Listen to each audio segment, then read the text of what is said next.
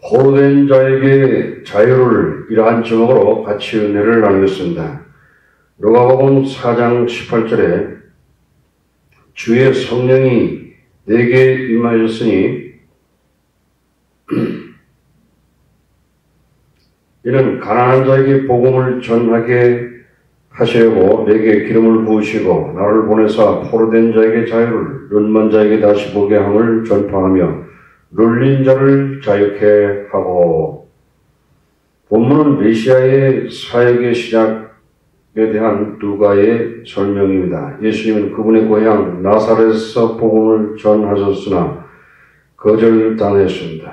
예수님은 메시아 사역에 대한 예수님의 일반적인 모습을 우리에게 보여주고 있습니다. 이것은 또한 예수님께서 오늘 우리들 가운데서 어떤 일을 하고 계신지와 열매 맺는 풍성한 사역에 의미심장한 통찰력을 주고 계십니다. 누가복음 마태나 마가처럼 후에 예수님께서 고향에서 거절을 당했다는 것과 다릅니다. 마태복음 13장 13절에 예수께서 이 모든 비유를 마치신 후에 거기를 떠나서, 마가복음 6장 1절에 예수께서 거기를 떠나서 고향으로 가시니 제자들도 쫓으니라. 누가는 아마도 예수님의 복음의 메시지를 받아들여야 한다는 것을 드러내고 있습니다. 유대인이건 이방인이건 누구든지 겸손한 믿음으로 복음을 영접할 수 있다는 것을 말씀하고 있습니다. 첫째, 예수님은 그분의 약속하신 메시아라는 것을, 예수님이 약속한 메시아라는 것을 선포하였습니다. 누가복음 4장 14절에 예수께서 성령의 권능으로 갈릴리에 돌아가시니 그 소문이 서방에 퍼졌고 예수님께서는 그가 하나님의 아들이시고 세상의 구주시라는 것을 알고 계셨지만 그분은 갈릴리에서 사역을 시작하였습니다. 하지만 예수님은 성령과 하나님의 능력으로 충만하고 강력하게 역사하셨습니다. 예수님은 회당에서 말씀을 전파하셨습니다. 그곳에서 하나님을 경외하는 사람들이 모여서 성경을 공부하고 예배하였습니다. 예수님이 가르치신 성경 공부는 사람들을 움직였습니다. 사람들은 예수님의 생명을 느꼈으며 그들이 영혼 속에 파고들었습니다. 갈릴리 지역에서 예수님은 그분이 자라나신 곳 나사렛에 가셔서 복음을 전하셨습니다. 예수님께서는 어렸을 때에 게임이나 스포츠에 참여하고 졸업식과 결혼식에 장례식에 참여하던 곳입니다. 예수님은 목수일을 배우던 곳, 성인으로 성장하던 곳입니다. 그곳 사람들은 예수님을 알았고 예수님은 그들을 잘 알았습니다. 예수님은 자신이 누구인지, 왜 자신이 그들에게 왔는지를 설명하였습니다.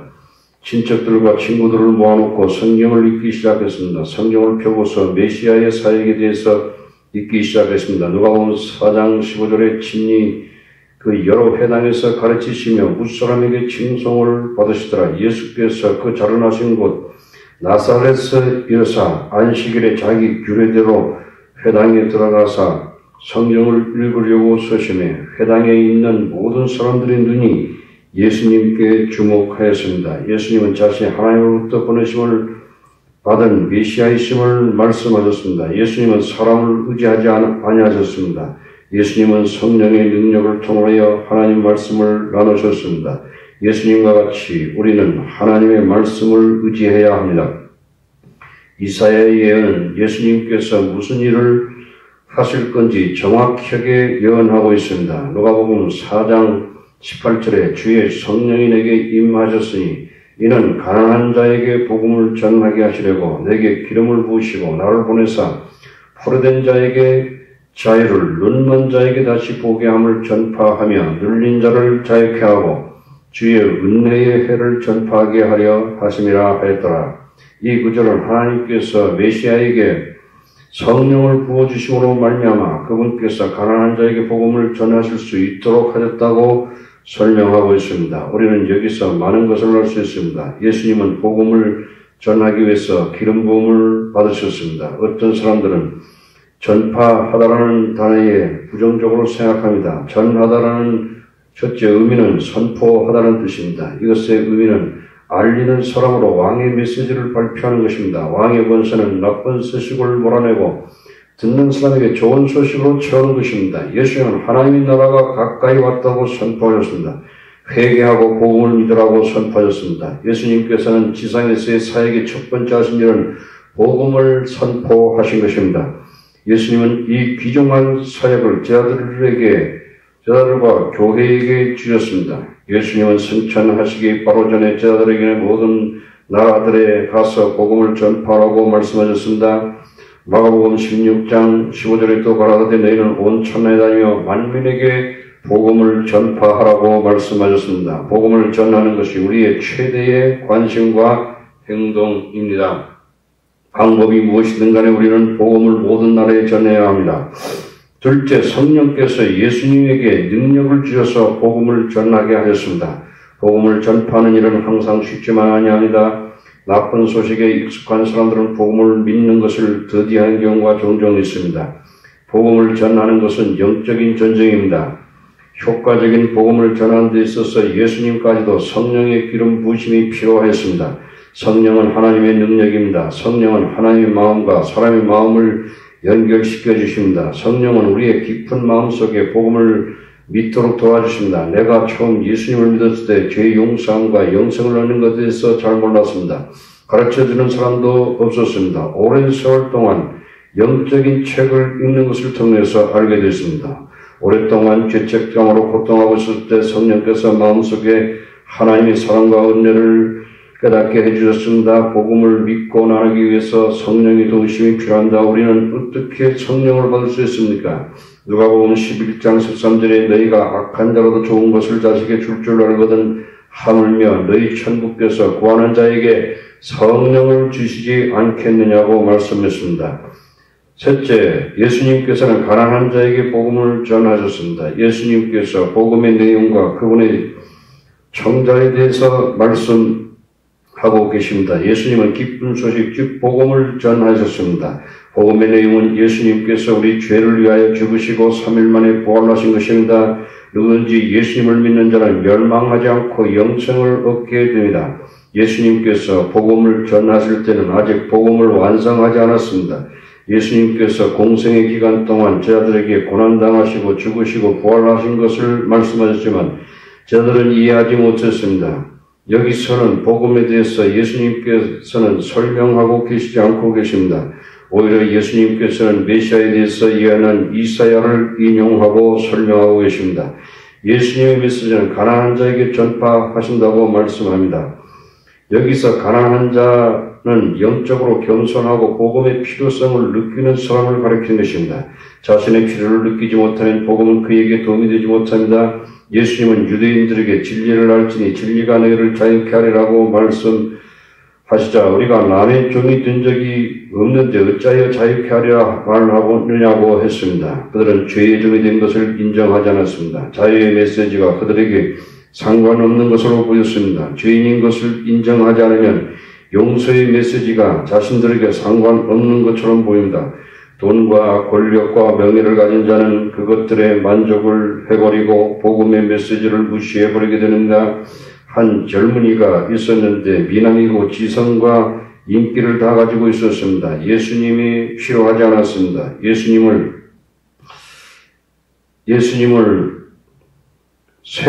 악한 세리처럼 생각하기를 원했습니다. 그는 죄와 사망에 대해서 무력하다는 것을 몰랐습니다. 계시록 3장 17절에 내가 말하기를 나는 부자라 부유하며 부족한 것이 없다나 내 공고한 것과 가련한 것과 가난한 것과 눈먼 것과 벌거벗은 것을 알지 못하는도다. 하나님이 보는 것처럼 우리가 보게 될 때 우리가 얼마나 가난한 존재인 것을 알게 됩니다. 우리가 하나님의 은혜의 복음이 얼마나 필요한 존재인 것을 알게 되는 것입니다. 네 번째, 예수님은 자유, 회복, 해방, 주의 은혜를 선포하셨습니다. 이사야의 예언을 통하여 예수님은 사람들이 이해할 수 있도록 복음을 전파하셨습니다. 예수님은 죄인들에게 자유를 선포하셨습니다. 문맥에 따르면 이 말은 바벨론 포로로 있을 때에 이스라엘 백성들이 하신 말씀입니다. 영적으로 말하면 모든 사람들이 죄인이기 때문에 모든 사람들에게 적용되는 것입니다. 현대에는 많은 사람들이 여러 가지 중독에 포로되어 있습니다. 이런 중독은 약간의 기쁨을 줄 수 있습니다. 그러나 약간의 기쁨들이 사람들이 마음을 사로잡을 만큼 강력해서 빠져나올 수가 없습니다. 사람들은 마약과 알코올과 인터넷과 과식과 도박과 스포츠에 중독되어 있습니다. 종종 이러한 중독들은 가족과의 관계에서 문제라는 증상으로 나타납니다. 그러나 우리에서는 사람을 포로로 잡는 죄의 능력의 원인이 있습니다. 예수님은 사로잡힌 자에게 자유를 선포하셨습니다. 이 자유를 우리에게 주시기 위해서 예수님은 우리 죄를 위해서 죽으셨고 죽은 자 가운데서 부활하셨습니다. 예수님은 죄와 사망에서 우리를 해방하셨습니다. 예수님은 또한 눈먼 자에게 시력의 회복을 선포하였습니다. 예수님은 육체적으로 눈먼 자를 치료하시고 영적으로 눈먼 자인 바울과 같은 사람을 치료하셨습니다. 예를 들면 프로이드 같은 사람은 도덕성이라고 하는 것은 인간의 자연적인 본능을 억누르는 사회적 시도에 불과하다고 말하고 있습니다. 니체는 인간의 모든 노력과 권력에 대한 의지의 노력에 불과하다고 말했습니다. 어떤 과학자들은 모든 것을 DNA로 설명하려고 합니다. 그러나 이들은 영적으로 눈먼 자입니다. 그들은 사람만의 하나님의 형상을 못 보고 세계 안에서 성령의 역사를 볼 수 있습니다.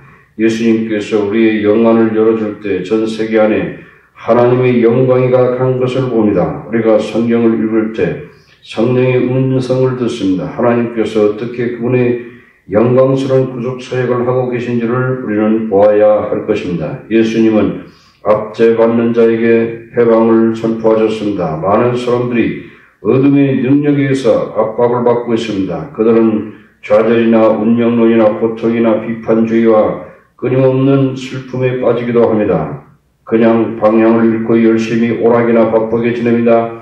밤에 잠자리 들 때 허무함과 고독을 느끼고 두려움에 휩싸입니다.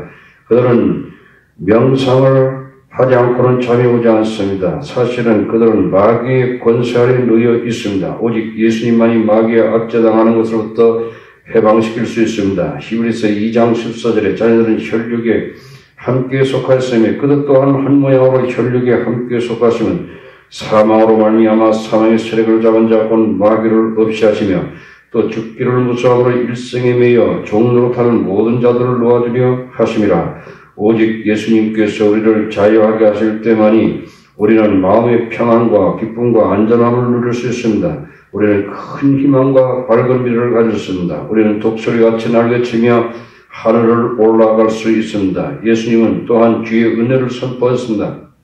이것은 아마도 레위기 25장에 나오는 기념일에 비교하는 것일 것입니다. 노예들이 풀려날 때 빚은 탕감되고 계산을 원래 주인에게 돌려주는 때인 것입니다. 간단히 말하면 주님께서 우리 죄를 용서하실 때 우리의 모든 빚은 청산이 되고 하나님과의 관계는 회복이 되고 하나나라의 시민권을 가져오게 되는 것입니다. 예수님의 메시지를 인류를 향한 큰 기쁨이며 참으로 좋은 소식인 것입니다. 예수님의 말씀을 마음에 믿을 때 예수님은 우리 마음에 들어오셔서 사시고 그분이 약속하신 모든 것들을 가지고 오십니다.